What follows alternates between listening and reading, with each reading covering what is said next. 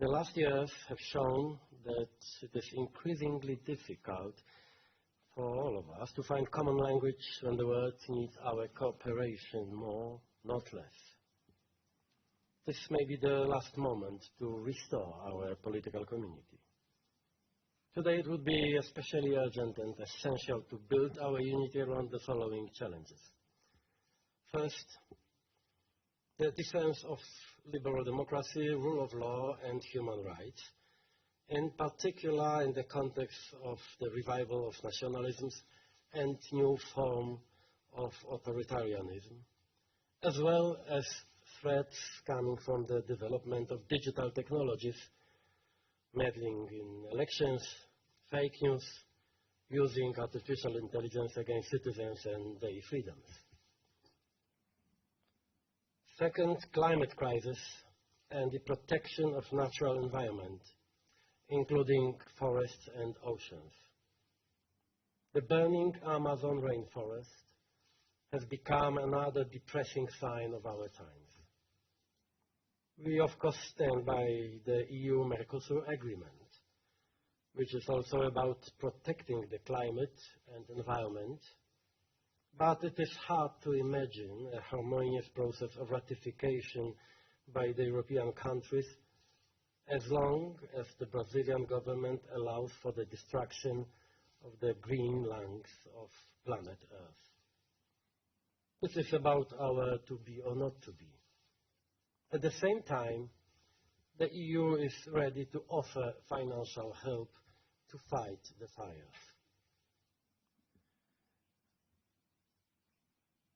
3, putting a stop to trade wars.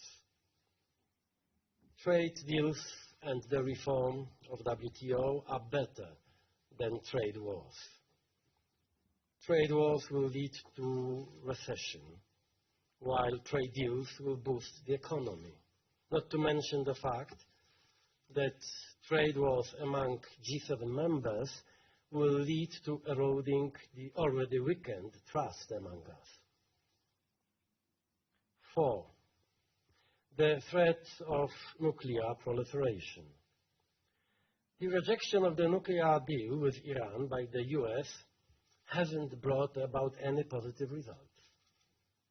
And the divisions in the Western world when it comes to this issue play into the hands of the Iranian Ayatollahs as well as Russia and China. G7 leaders should make one more effort to find common language on this.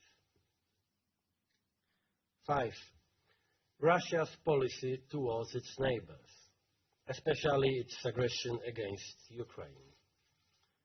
1 year ago, in Canada, President Trump suggested reinviting Russia to G7, stating openly that Crimea's annexation by Russia was partially justified, and that we should accept this fact. Under no condition can we agree with this logic. When it comes to the speculations around inviting Russia to the table, I would like to say this.